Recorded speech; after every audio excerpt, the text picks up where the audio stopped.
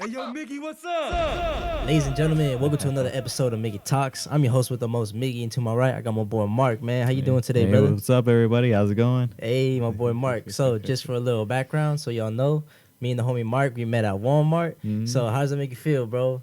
Like, how long you been working at Walmart for, man? I've been working there since like late May. That's like what? We're probably 6-7 months now. Already 6-7 months in? Yeah. Dang, man, you already tired of the job, or like, how you feeling about it, bro? Shoot, I hate it there. For real? Not getting, it's getting better now. I think since the holidays are over. Yeah. I think because it was like Halloween and then Christmas, like just right back to each other. It was like, holy shit, I want to get out of here. Damn. So this is like, have you ever worked in retail like during the holiday season?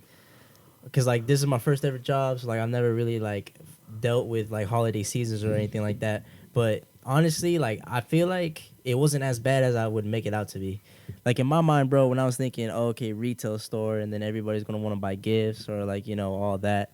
It's going to be like people are going to get into fights all the time. People are just going to be pushing and shoving and like all that stuff. Yeah, because I like guess Black Friday videos. Yeah, like something like that, exactly.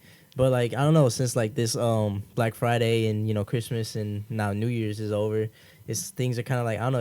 It never really lived up to my expectations, I guess you could say. So have you ever worked in like a retail in like this time, like last year or years before? And have you had any crazy experiences like that with people just destroying doors to come in and get stuff?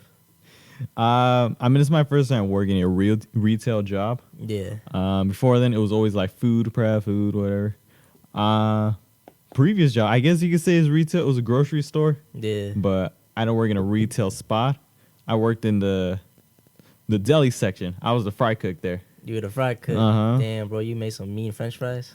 I did, yeah. I made some mean fries, some mean tenders. That chicken, the Shit baked fire. chicken too, can't beat.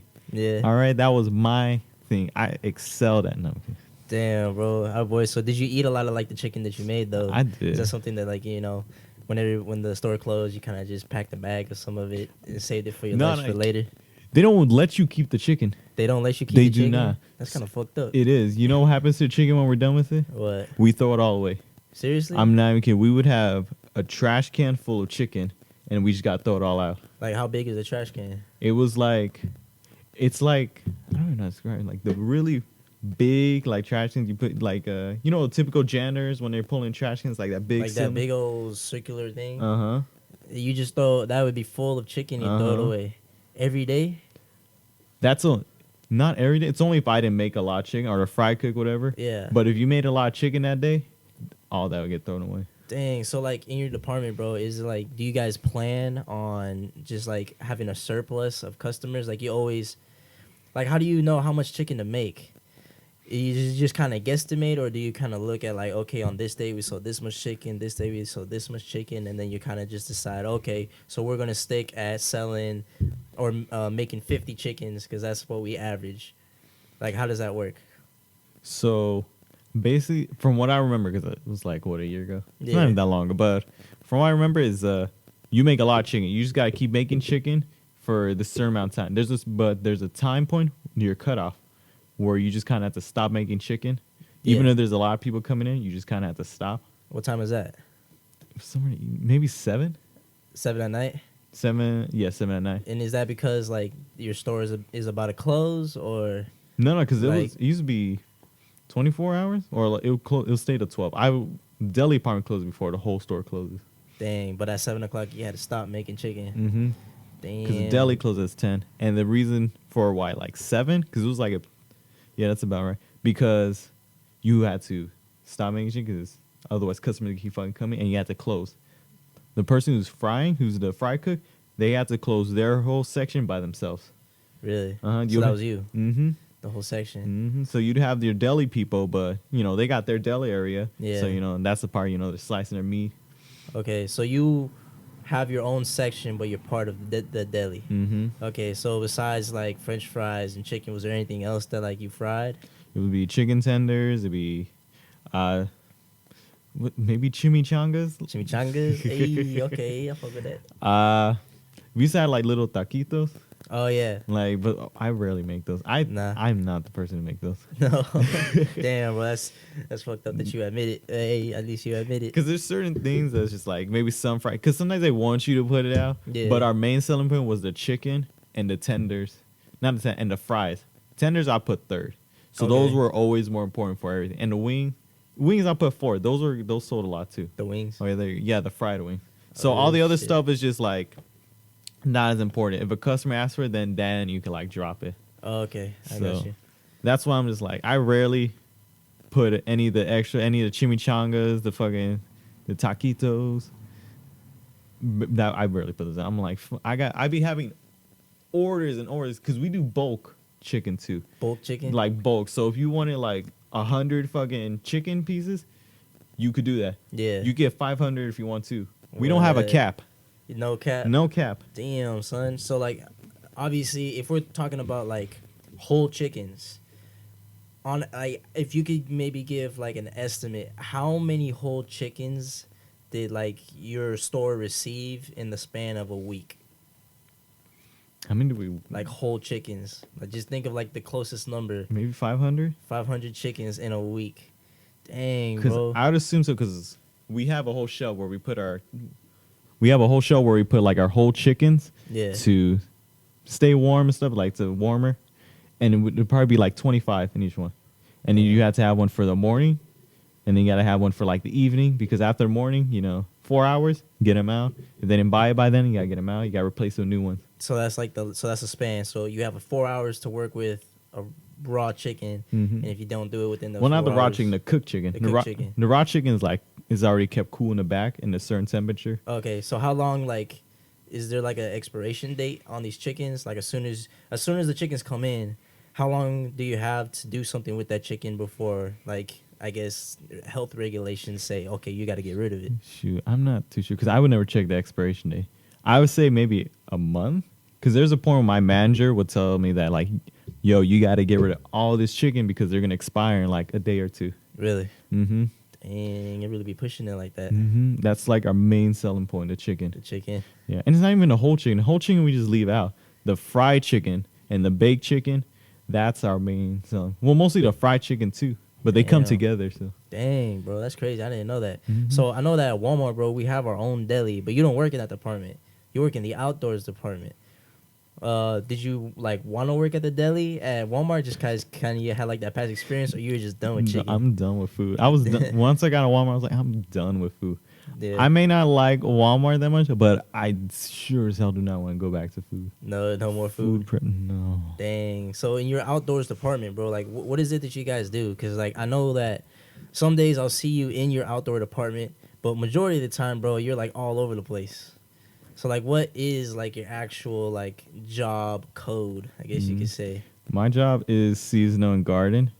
That's what it says on paper. Yeah. Yeah, but but like you said, and everyone's seen too, I'm usually everywhere. All over the I place. think I've worked almost every department at store. Dang, bro. There's, So there's probably a good handful I haven't worked, but yeah, in that case, which department is your favorite? I go GP. OGP, online grocery pickup. Uh-huh. I'd have to agree with you on that because I mean, where I work in the front end. Mhm. So like for me, like my position is kind of hard because I have to have a manager tell me when to go to lunch and all that. And it's like, I'm always seeing customers all the time. And then obviously like, some customers can be assholes. But when I'm on only online grocery pickup, bro, time goes by so much faster. And you're only there. They don't get to pull you anywhere. You're just there. Yeah, that's crazy though. Like that's the only position that you don't get pulled, bro. Because even as a cashier, bro, they'll send me outside to do carts. Mm. Sometimes they'll put me on OGP and all that stuff. That's crazy though. But dang, bro. So obviously, like I don't think you plan on being at Walmart for too long. No. So At what's least that's not the my next goal. move, bro? Shoot. My main goal right now is just trying to. I don't want to be a Walmart forever, but that's just my bag right now. But if I could get anything involved in like entertainment, I guess Yeah. that'd be a good one. Music, maybe video production. So in entertainment, you're talking about like arts in creative arts in that Mhm. sense. And speaking of which, bro, like when you got here, man, I don't know. Hopefully, like the audience will be able to notice the difference. But we do kind of have different lightings, and the whole setup is just a little bit different because obviously you came through with like what maybe $1,000 worth of equipment right over here. Yeah. Like, so I can definitely tell that you know what you're talking about, bro. And especially when you was telling me that in high school you did a lot of like camera and photography and videography and stuff like that. And so for like maybe like anybody that's in the audience that wants to like kind of get into the whole world of video production and just like the visual arts and stuff like that, what are some like give me like 3 key basics that can, even for a beginner, like make the hugest difference compared to somebody that doesn't know any type of knowledge with cameras or anything like that? Okay. Like, what are the 3 main things that every videographer, photographer needs? So one, and this one a lot of people agree with, sound over anything. You can have the most prettiest fucking like visual recording, whatever you got. Yeah. You know, the coolest fucking edit. But if your audio is ass, no one's gonna watch that. Nobody. I'm not even kidding. No one will watch it. Damn. We got the static going around, but I'm telling you. So what can you do about that? Just invest in like better mic. If all you have is just your camera, like maybe you say your videographer, you know, maybe just a little mic on your camera, in and out, you know, something like that. Just investing in new mics and stuff just comes a long way. Your audio comes before anything. For anything? Anything. Dang, okay. All right, bro, so what's the second one? What is a good second one? You got the audio on point. Audio's on point. So, like, what about visuals? Like, is there anything specific that you were looking for in visuals? Because I know when you first got here, you were talking about, like, the, the aperture? Mm-hmm. Yeah, really know your camera, I guess. No, actually, know the basics of a camera. I think, you know, I run to a lot of people, high school, college, whatever, you know, people, they just want to be aspiring filmmakers. And a lot of them don't even know just the basics of a camera. Mm-hmm. It's kind of just like you got that little button that you push that takes pictures or press go, and then they kind of just be like, okay. And then they keep it on autofocus and everything like that. It's to get off auto. That's another thing, too. Don't even be on auto. If you're really trying to learn your camera, take it to the next level, you just got to get off auto. Go on manual. Go like the pros, you know. All right. So what we got going on right now, this is manual. Yeah, this is manual. And this is everything set up for what you're going at. So I know one thing for me is like when I was, because I actually took a video class in high school as well.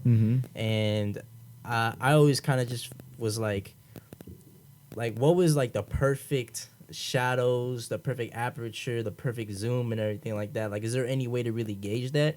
Or is that just solely based off of the photographer or the person behind the camera itself? Yeah. A lot of times it's based on the environment, like what location shooting at. Yeah. Another thing too can also be the photographer too. Maybe they like a little darker, you know, maybe a little brighter, a little cleaner, maybe a little, you know, just different things. So there's no like one way to have the settings for your camera. Yeah. But like there, I guess you could say there is no like specific like perfect one. It's just you know how to make things look a certain way, and so then build off of that personal off of that information alone, you can set it to your own personal settings to whatever you think looks the most or like looks the greatest.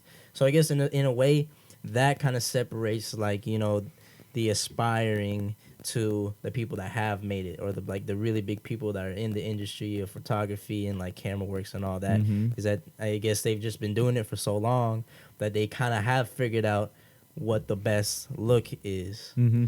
Yeah, that's the thing too, because it's like it's just you just kind of shoot different things, do things like after a while, and you just have a certain style or certain look you just kind of go to, you know, you like. It's like trial and error. And in part of it too, like there are certain things that are like just no matter what, just kind of work. Yeah. So like, what are one of those things? Like I was telling you earlier, if you want that like kind of depth of field, you know, having your aperture, I think, above an 8, no matter, you always get that like kind of soft, you know, blurred background look. Okay. Only work. And because I mean those are just fundamental things, yeah. So I'll just keep it at that right there. So it's just like the audio, number one, make sure your audio is clean, And then with the pictures, make sure like you're not on auto because that's like amateur. Like if you really want your stuff to pop out and be different from the rest, switch that over to manual. Get to know your camera. Kind of start like becoming like one with the camera, I guess you could say. What about like after you finish recording and all that? When you're into like the computer, everything's up there. Is there any like special effects? Are there any, I guess you could say, yeah, just like special effects and filters and maybe a little Photoshop, like something that really just makes the picture pop out that the camera wasn't able to do on its own? I mean, the thing I learned. Oh, yeah, actually, this is another one. Yeah, don't always rely on post. All right, so that's like once you're done shooting, you got the editing. They'll tell you that too if you take like film classes, whatever video classes. There's like a running joke of, oh, we'll fix it in post, because What is post? so it's the editing process. Once you're done So shooting, post picture. like post production and stuff. Oh, okay. So that's the editing process. That's when everyone's done. Go home. Everyone's like puts everything away, and now you got the editor doing their work. Yeah. So that's not it. Don't rely on post. If you just do it right from the start, and because there's only so much you could get done in editing, or the Yeah. editor could get done. Okay. It's not like you're saving grace. It's not your saving grace. Mm-mm. Photoshop, that ain't it. If you mess up the shot, you're just gonna have to redo it again. Okay. Yeah, so Dang. that's the harsh reality of that one. And Zoom, bro. You was telling me one thing when we were in the car coming here. You're like, don't rely on Zoom either Oh, yeah. to make like your photos pop. Because I know one thing is for sure. Like when I was taking pictures with a couple of my buddies, I noticed that when I do use Zoom, it kind of blurs out the background, and it just like it makes the image or whoever I'm taking the picture of kind of pop out a little bit more. But you're telling me that's not it. It's more about the aperture, and then you Yeah. actually kind of like physically got to get closer with the camera, maybe zoom out. Okay. Like that was actually kind of interesting to me. Yeah. Like, what are some like techniques when you're doing that? Basically, all I'm saying is like kind of get in the habit of moving your camera. Don't rely on zoom to kind of get that closer shot. Because unless it's like a digital zoom, like I was saying Yeah. about, like it just enlarges the picture. The zoom that you're doing with it actually changes the image, changes the focal length. So you Yeah. might get a more wider image the more zoom closer you're in. Or you might get a more narrower like image if you're zooming more. So that's why, like if you want a closer shot, you're just gonna have to move closer. Okay. Dang, bro. So that's crazy, man. I didn't really know anything about that. I do know a lot. Like the rule of thirds is very important. Yeah, that's what everyone knows. I mean, that's still really good. Get the eye level on the rule of third line always. Yeah. That's another thing I guess I was getting at too, like what just always works. Yeah. Having eye level on the line is just when And the so rule of third. when you're talking about on the line, it's like the rule of thirds is you see your image, and then it's like kind of like you see like a little tic tac toe on the screen, Mm-hmm. and you're talking about the third line. That's like the third line up. So it's like, let's say you have 1, 2, you have these 3 lines right here, the vertical line. So there's 3 vertical lines, and then And 2 horizontal lines. Mhm. Okay. On the top horizontal one, usually if if the eyes line up there, that's it usually comes up like a nice, like eye pleasing image. Okay. So, and that's just kind of standard. You don't have to stick with just like always. Oh, I gotta have everything on point, everything on the dot. Yeah. But it's just a safety net. Having it on the line is always a safe bet. Oh, okay. I got you, bro. I got you. Cool, bro. So, like, what are some plans that you have with photography?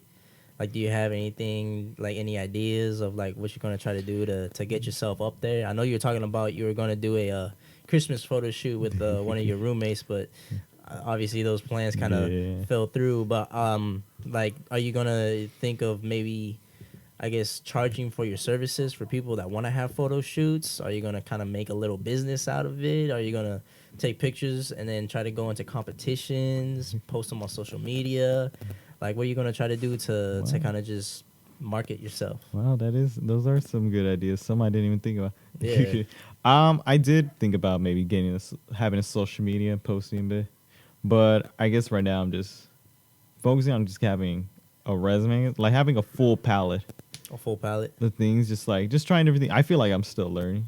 Yeah. I'm new. I guess I know a lot about camera and stuff. Something like, but that's personal research. I haven't even been that long shooting. Yeah. I think I'm just barely clocking in a year and a half or 2. Year and a half. Do you think about going to school 4 photos. I was taking classes originally for like photography. Yeah, in high school. So no, in college. Oh, in college. Mhm. Oh, okay. So that's where I first took my basic fundamental digital photography class. Yeah. And then I took a photography lab class. So that one's like, you don't have your curriculum, but you kind of just go out on your own. You have projects for yourself. And I was doing that for a bit until school's closed, the pandemic. COVID. Dang, bro. Yeah, man. That's cool, bro. I'm really excited to see like how things roll out with you. I mean, if anything, bro, these are the humble beginnings, you know what I mean? We work in a 9 to 5.